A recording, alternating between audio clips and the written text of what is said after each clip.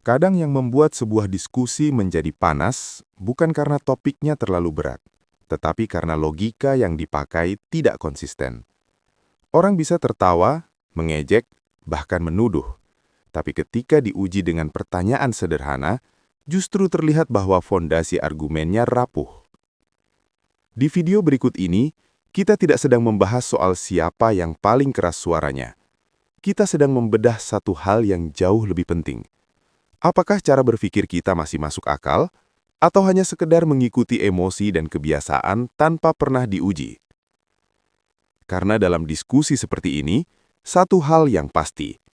Yang bertahan bukan yang paling banyak bicara, tetapi yang paling kuat logikanya. Ya, gimana Gun Saleh? Mau melanjutkan yang tadi atau mau mengangkat isu baru? Iya, Edis itu, kalau aku panggil Edis mulai malam ini, Edis itu siapa? Rocknya Oten. Rocknya Oten. Baik, saya jawab ya. Saya jawab. Pertanyaan bagus.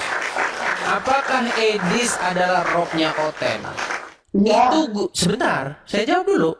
Itu akan gugur dengan satu pertanyaan yang gampang. Begini, orang Kristen atau Oten itu banyak jumlahnya. Di sini banyak orang Kristen. Coba tanya sama mereka. Apakah kamu mengenal Edis? Enggak, siapa Edis? Enggak kenal. Lalu bagaimana kamu bisa mengatakan bahwa Oten menjadikan Edis sebagai robnya, sementara jutaan, miliaran orang Oten tidak kenal Edis? Oten yang di Arab nggak kenal Edis. Oten yang nggak kenal Edis. Di Indonesia sebagian orang Indonesia yang Kristen kenal Edis, tapi cuma sedikit saja, nggak begitu banyak sekali. Nah, sekarang kalau Anda tanya seluruh umat Muslim yang ada di bawah kolong langit, kalau dia nggak kenal Muhammad, berarti dia bukan Muslim. Coba kalau tanya, Anda kenal Muhammad? Pasti semua kenal. Orang Kristen semua tanya dari ujung langit ke ujung langit, Anda kenal Yesus? Pasti kenal. Makanya Yesus menjadi robnya, menjadi kurios bagi orang-orang Kristen. Begitu juga dengan M. Semua orang pasti kenal dia, yang Muslim pasti kenal dia. Kok bisa Anda katakan Edis robnya Oten? banyak dapat gift kan? Edis dari tadi kulihat banyak kali dapat gift. Yang berikan gift itu memuja Edis. Edis itu rocknya Oten sesat. Bahas gift, cemburu dia. Udah saya bilang, ujung-ujungnya masalah gift. Saya sudah tahu. Ujung-ujungnya itu memang kalian itu cemburu dengan masalah pemberian. Udah, saya sudah tahu kartu kalian. Kasih hadiah ke rocknya. Dia kasih hadiah ke rock Oten. Memang mereka ini ujung-ujungnya saya tahu. Ujung-ujungnya yang kau bahas itu adalah apa? Ujung-ujungnya adalah pemberian. Edis katanya. Terus apa yang kalian permasalahkan tuh? Makin kau singgung, makin orang kasih tuh. Makin kau singgung, makin orang kasih. Pemuja Edis itu dipuja oleh Oten sesat, maka itu Edis. Iya, karena kamu maunya larinya ke kamu, topinya maunya ke kamu. Enggak. Kayak nggak tahu kartu kalian aja. Insya Allah. Saya tahu. Dengar. Kayak kalian ributkan itu masalah itu. Ada trompet, ada singa. Kok datangnya ke Edis saja? Harusnya ke saya juga. Itu. Itulah yang membuat kalian itu akhirnya nggak bisa tidur. Udah selesai, Rob. Masalah Rob udah selesai. Mulai malam ini, aku manggil Edis, Robnya Oten sesat. Putus asa. Oke. Sekarang begini Gun Saleh. Dikasih lagi sama pemuja. Memang mereka ini itu mereka cemburu. Oten. Jadi tentang Rob selesai. Malah datang terbang tuh. Makasih Katia. Tuh, lihat tuh. Stres dia. Masalah Rob udah selesai. Makin stres dia. Coba sebentar. Gini. Apakah Anda tadi mendengar Gun Saleh? Apakah seluruh orang Kristen di muka bumi kenal dengan Yesus? Kalau disebut Yesus, kamu kenal Yesus nggak? Pasti jawabannya kenal, betul nggak? Kalau dia baca Alkitab ya kenal lah. Kan dari Alkitab tahunya. Dari mana dia Iya. tahu? Dari mana Sekarang dia tahu? atau gini, saya balik aja ke Dari kamu. mana dia tahu? Saya balik aja ke kamu sebentar. Gini. Nggak usah balik. Dari mana Edis tahu Yesus dari mana? Jangan masalah tahu dari mananya dulu.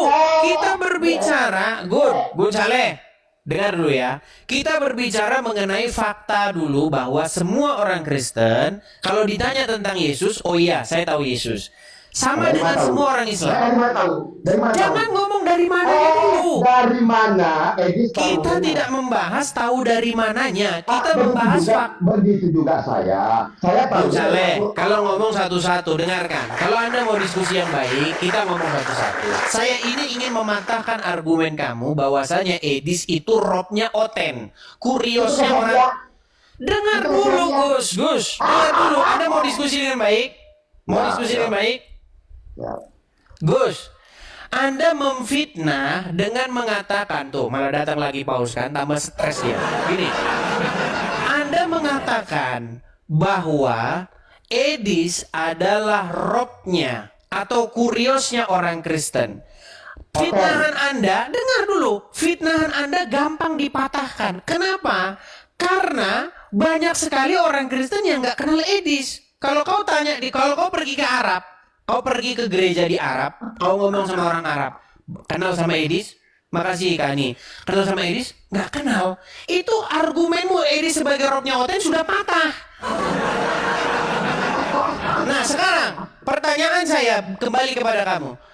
Ada nggak di dunia ini orang beragama Islam, ya, tetapi ketika dia ditanya Muhammad, siapa Muhammad? Saya nggak pernah dengar Muhammad. Ada nggak orang Islam gitu?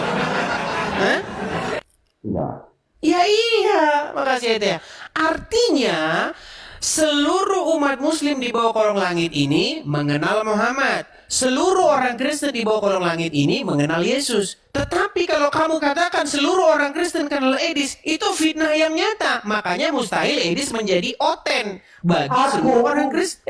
Robnya orang Oten. Gimana kamu itu? Mulai malam ini, aku memanggil kamu itu robnya Oten sesat. Ya terserah. Kalau masalah itu hak kamu. Yang jelas saya bukan Rob. Saya bukan kurios bagi Oten karena banyak mereka tidak kenal. Oke, sekarang kita ke tahap selanjutnya.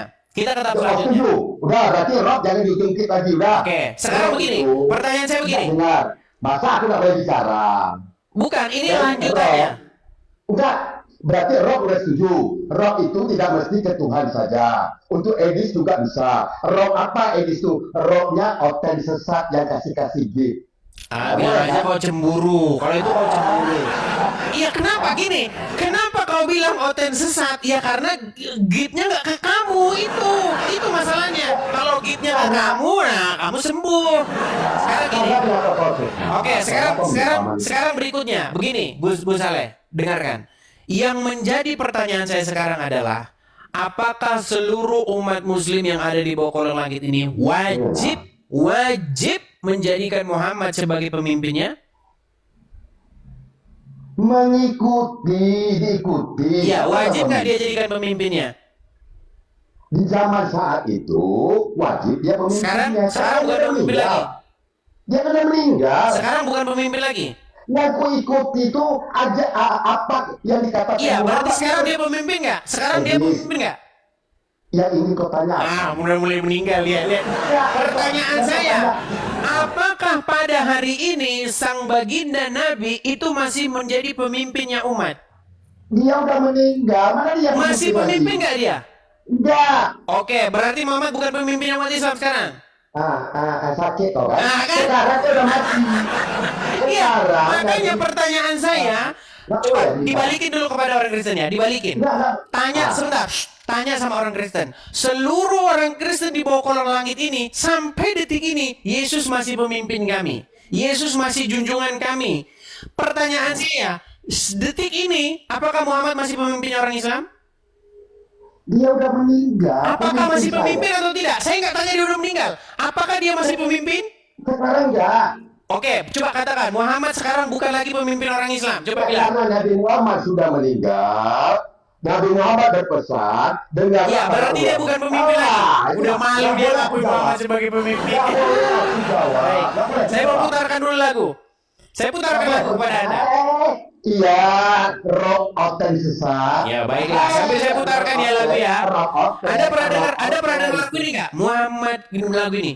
Muhammad, Muhammad, Muhammad nabiku, Muhammad pemimpinku. Pernah dengar lagu itu? Iya, Berarti sesat lagu itu. Berarti sesat lagu itu. Saat dia menjadi nabi, dia itu Lagu itu diciptakan setelah dia sudah meninggal. Enggak apa dulu pertanyaan kau ini. Kau Lagu bodoh. itu diciptakan Kalau itu- setelah dia Hai. sudah meninggal, tetapi pertanyaan. disebutkan Muhammad adalah pemimpinku. Nah, sekarang Gun Saleh karena dia sudah malu menjadikan Muhammad sebagai pemimpinnya. Habis pertanyaan. Oke, berarti Habis pertanyaan. berarti kamu tidak mau lagi menjadikan Muhammad sebagai pemimpin ya? Habis pertanyaan. Biar aku tanya. Saya Habis. bukan belum habis pertanyaannya. Berarti sekarang kamu tidak mau lagi menjadikan Muhammad pemimpinmu. Al-Quran ayat berapa yang ingin kau tanya? Oke, pertanyaan saya, apakah sekarang kamu sudah tidak mau lagi menjadikan Muhammad sebagai pemimpinmu? Al-Quran ayat berapa? Takut ya, udah kau di sana. Udah, ditanya. Apa itu? Ditanya. Sampai hari ini, kalau kamu tanya dimanapun kaum muslimin berada, ditanya apakah Muhammad pemimpinmu? Jawabannya iya, bahkan ada lagunya. Muhammad, Muhammad, Muhammad nabiku, Muhammad pemimpinku. Kau manusia pilihan, kaulah kekasihku. Itu ada lagunya kok kau bilang, kau sudah malu mengakui Muhammad sebagai pemimpinmu. Gimana? Malu dia. Oke. Kita kasih yang berikutnya, ada saudara Hafiza. Ya, silakan Hafiza. Dia sudah malu, bukan pemimpin lagi. Itu nanti teman-teman direkam, kemudian diupload ya. Ada seorang muslim yang sudah malu mengakui Muhammad sebagai pemimpinnya.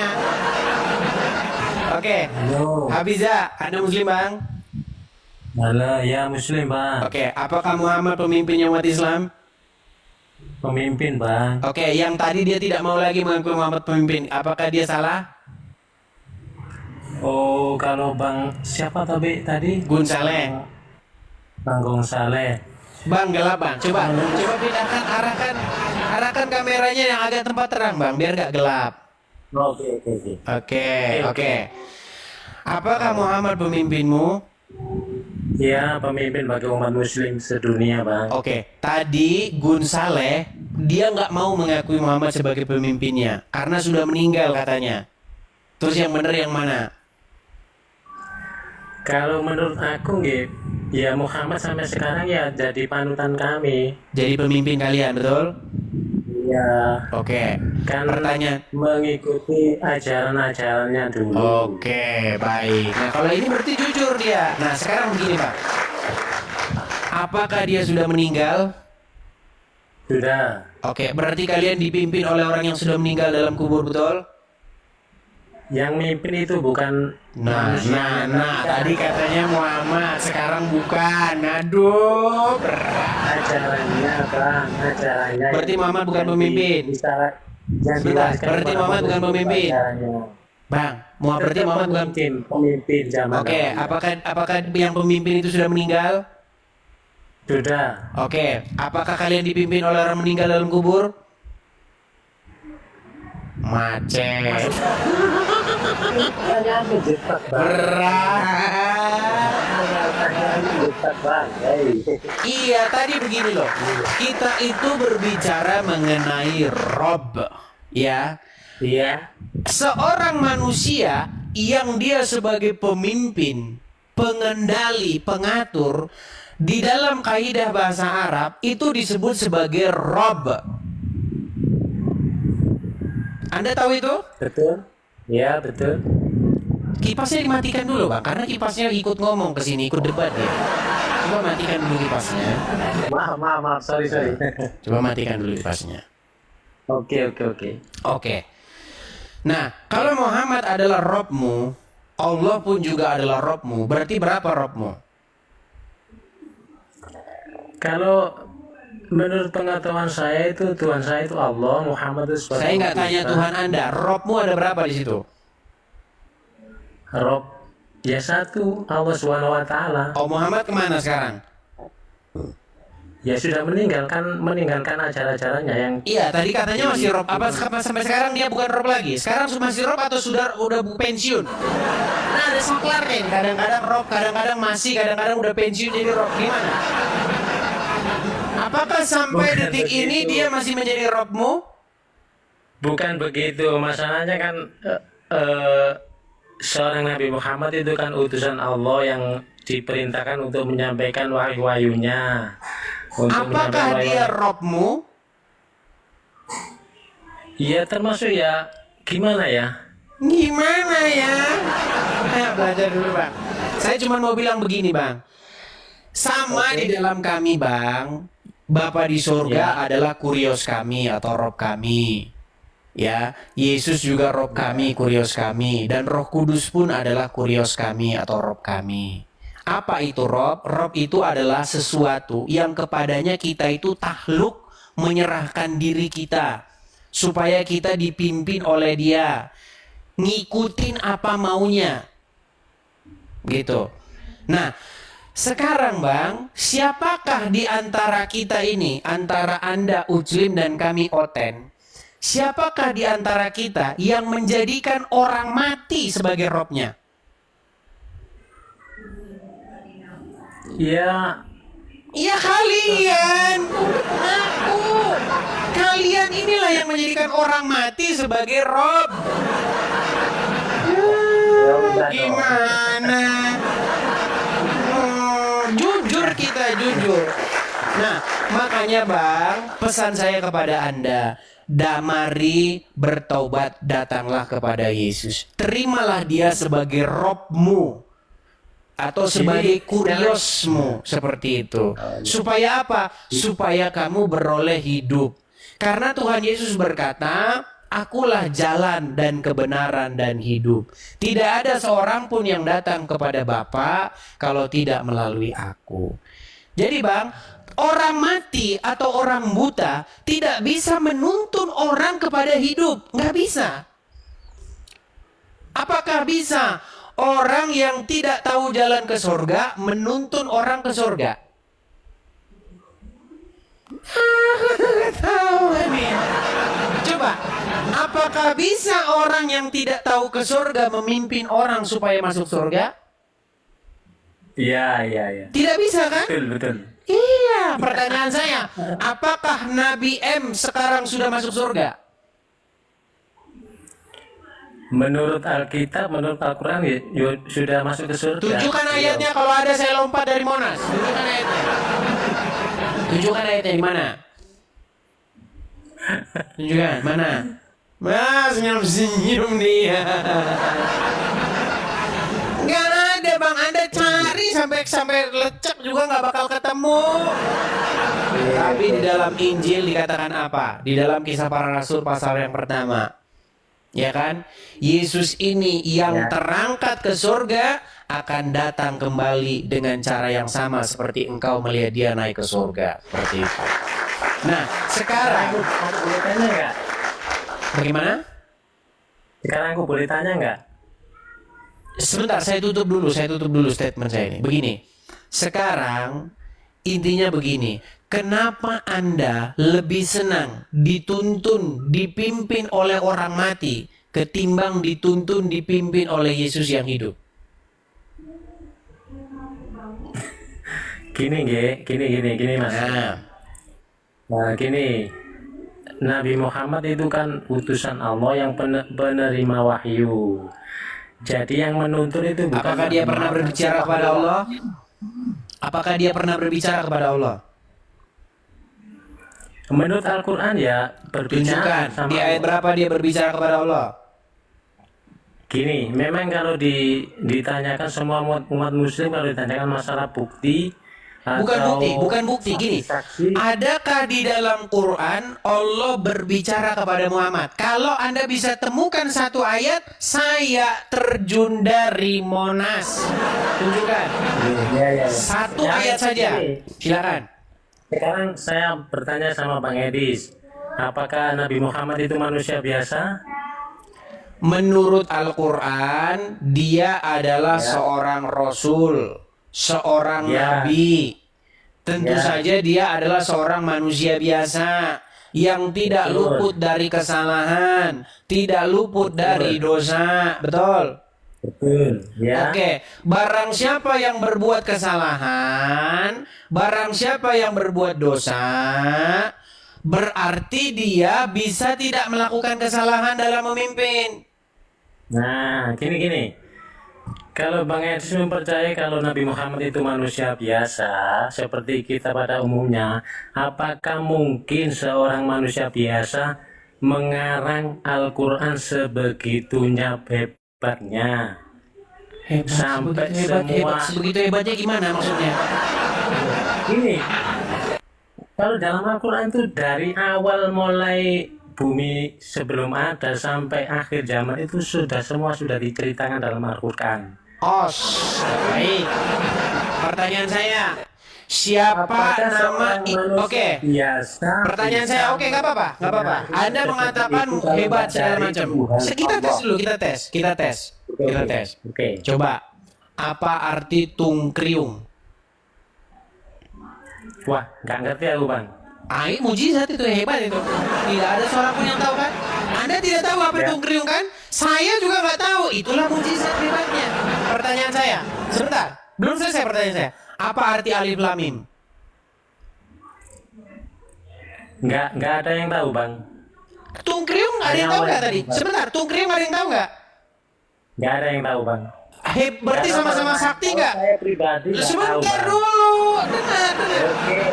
Berarti saya pun sanggup membuat ayat yang sakti mandraguna yang nggak ada orang yang tahu. Saya nggak bisa bikin. Barusan tadi saya bikin tungkriung, Gini, angkrung, tungkur, gini, kuku, kurung, kuku, perbandingan antara- sangkur, kurung, kurung, kurung. Coba tanyakan kepada seluruh dunia, ada nggak yang tahu ayat itu artinya? Itulah mujizat ayat tersebut. Artinya sungguh sangat cetar membahana karena tiada seorang pun yang sanggup memahaminya. Sungguh maha besar perkataan Edis sehingga tidak ada seorang pun yang paham. Betul. Kalau saya 100% percaya kalau Al-Quran itu kalam Allah yang disampaikan. Terus kenapa kepada kamu Nabi tidak Muhammad. percaya yang tadi? Tungkriung, kurung kukung kukung, truk kukung kurung. Coba jawab itu apa artinya? Apa? Orang nggak tahu. Kalau cuma mau Apa itu bikin artinya? ayat-ayat yang gak ada artinya, saya juga bisa. Gimana? Kok nggak ada artinya gimana sih? Apa arti alif lam mim? Hanya Allah yang tahu artinya. Hanya Allah yang tahu arti tungkriung juga. Kalau begitu caranya. Kalau cuma mau Ini bikin yang adalah- begitu mah gampang. Ini Ngapain adalah- kita susah-susah?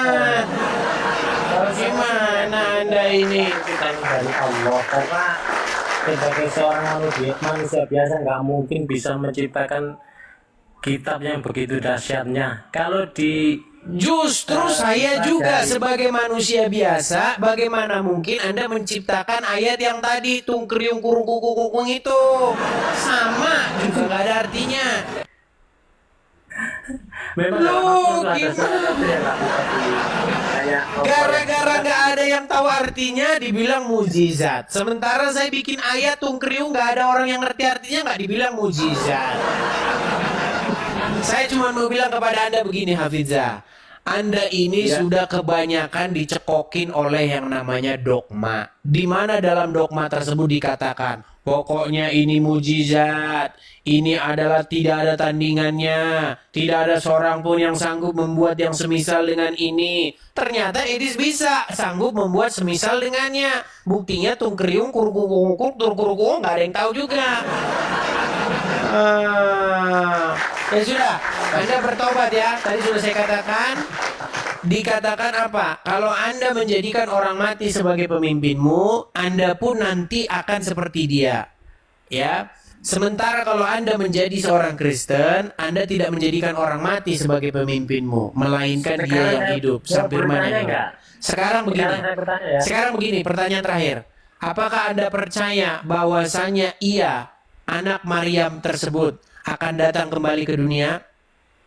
Percaya. Oke, kalau Anda percaya, Apakah nanti Anda akan menerimanya? Menerima sebagai apa? Ya sebagai Robmu lah. Gimana sih orang mati di kuburan mau kau jadikan Rob, tapi Isa di anak Maryam tidak mau kau jadikan sebagai Rob. Gimana? Sekarang begini. Dengar. Aku ini umatnya Nabi Sebentar. Muhammad. Apakah sang nabi itu adalah manusia? Manusia. Oke, anaknya Aminah itu adalah manusia biasa? Manusia biasa. Kau jadikan dia sebagai Robmu, betul?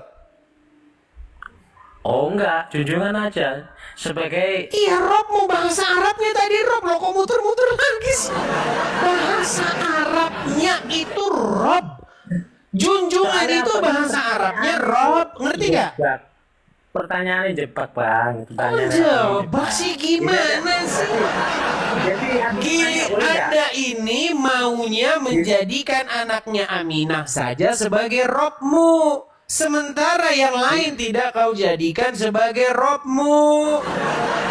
Gini. Gimana Anda ini? Selanjutnya boleh nggak? Sebentar, kita kelarkan dulu itu. Apakah engkau menjadikan anaknya Aminah sebagai Robmu? Sebagai junjungan. Itu kan bahasa Indonesia. Bahasa Arabnya apa? Pokoknya sebagai junjungan. Bahasa Arabnya junjungan. Gak tahu. Ya belajar dulu di sana. Belajar dulu. Berat saudara-saudara ya. Semua bermula dari tuduhan yang sebenarnya sangat lemah secara logika, bahwa Edis disebut sebagai Robnya Oten. Tuduhan ini sekilas terdengar seperti sindiran, tapi ketika diuji secara rasional, langsung runtuh. Kenapa? Karena konsep Rob atau Kurios dalam konteks yang dipakai di sini mengacu pada sosok yang dikenal, diakui, dan diikuti oleh seluruh komunitas iman. Maka pertanyaannya sederhana, apakah seluruh orang Kristen mengenal Edis? Jawabannya jelas, tidak. Bahkan mayoritas tidak tahu siapa Edis. Artinya, secara definisi saja tuduhan itu sudah gugur sebelum dibahas lebih jauh. Bandingkan dengan sosok seperti Yesus, dimanapun ada orang Kristen, di Afrika, Eropa, Asia, atau Timur Tengah, semua mengenal Yesus. Begitu juga dalam Islam, tidak ada satupun Muslim yang tidak mengenal Muhammad. Di sini terlihat perbedaannya. Yang satu adalah figur sentral dalam iman, yang satu lagi hanya individu biasa yang dikenal terbatas. Jadi, tuduhan itu bukan hanya salah, tapi tidak memenuhi syarat logika paling dasar. Namun diskusi tidak berhenti di situ. Ia justru masuk ke wilayah yang jauh lebih dalam dan sensitif. Siapa sebenarnya yang menjadi pemimpin, panutan, atau bahkan Rob dalam praktik keagamaan? Ketika ditanya apakah Muhammad masih menjadi pemimpin umat Islam hari ini, jawaban yang muncul justru membingungkan. Di satu sisi dikatakan beliau sudah meninggal, sehingga bukan pemimpin lagi. Tapi di sisi lain, seluruh ajaran, seluruh praktik, bahkan identitas keimanan masih bergantung pada dirinya. Disinilah kontradiksi itu muncul dengan jelas. Kalau seseorang tidak lagi menjadi pemimpin, maka seharusnya ia tidak lagi menjadi rujukan utama. Tapi jika seluruh hidup keagamaan masih mengikuti dia, maka secara fungsi, ia tetap menjadi pemimpin. Jadi, mana yang benar? Dan disinilah Edis menekan logika itu sampai titik paling dalam. Apakah mungkin seseorang yang sudah meninggal tetap menjadi pemimpin yang aktif? Ini bukan soal menghormati tokoh sejarah. Ini soal fungsi kepemimpinan. Pemimpin itu bukan sekedar dikenang. Dia memimpin, mengarahkan, dan membimbing secara hidup. Lalu bagaimana mungkin seseorang yang sudah wafat ratusan tahun lalu masih dianggap memimpin secara aktif? Lebih jauh lagi, ketika istilah Rob dibahas sebagai sesuatu yang ditaati, diikuti, dan dijadikan rujukan hidup, maka muncul pertanyaan yang lebih tajam. Kepada siapa sebenarnya ketaatan itu diberikan? Jika seseorang berkata bahwa hanya Tuhan yang menjadi Rob, tetapi dalam praktiknya seluruh hidup diatur oleh figur lain, yang bahkan sudah meninggal, maka di situ ada masalah serius dalam konsistensi konsep. Dan ketika ditekan lebih jauh, jawaban yang muncul justru semakin kabur, kadang disebut pemimpin, kadang bukan, kadang diikuti, tapi tidak mau disebut sebagai otoritas utama. Ini menunjukkan satu hal, argumen tersebut tidak dibangun di atas pemahaman yang jelas, tapi di atas kebiasaan yang tidak pernah diuji. Lalu diskusi masuk ke topik lain yang tidak kalah penting. Klaim bahwa Al-Quran adalah sesuatu yang luar biasa karena tidak bisa ditandingi. Namun Edis menguji klaim ini dengan cara yang sangat sederhana tapi mematikan secara logika. Jika sesuatu dianggap luar biasa hanya karena tidak dipahami, maka segala sesuatu yang tidak dipahami juga bisa diklaim luar biasa. Ketika ditanya arti alif lam mim, jawabannya adalah hanya Tuhan yang tahu. Lalu ketika Edis membuat rangkaian kata yang juga tidak dimengerti siapapun, apakah itu otomatis menjadi mukjizat? Tentu tidak. Disinilah letak kelemahannya. Ketidaktahuan tidak bisa dijadikan bukti keilahian. Kalau tidak, maka semua hal yang tidak dimengerti manusia harus dianggap suci, dan itu jelas absurd. Lebih jauh lagi, ini menunjukkan bagaimana seseorang bisa begitu yakin terhadap sesuatu, bukan karena ia memahami, tapi karena ia sudah lebih dulu percaya tanpa menguji.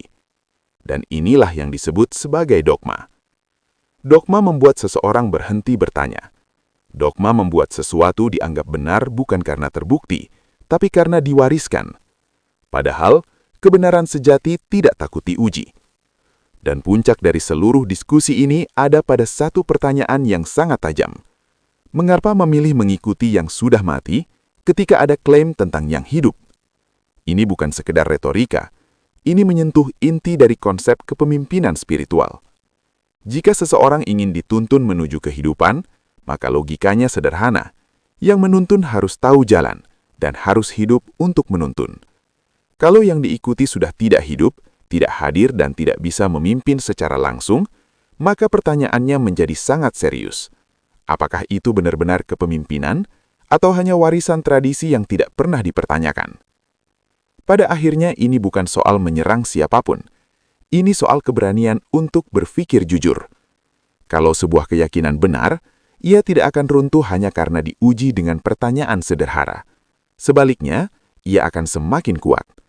Tapi kalau ia mulai goyah ketika diuji logika, ketika dipaksa konsisten, ketika diminta menjelaskan, maka mungkin yang perlu diperiksa bukan pertanyaannya, tetapi keyakinannya.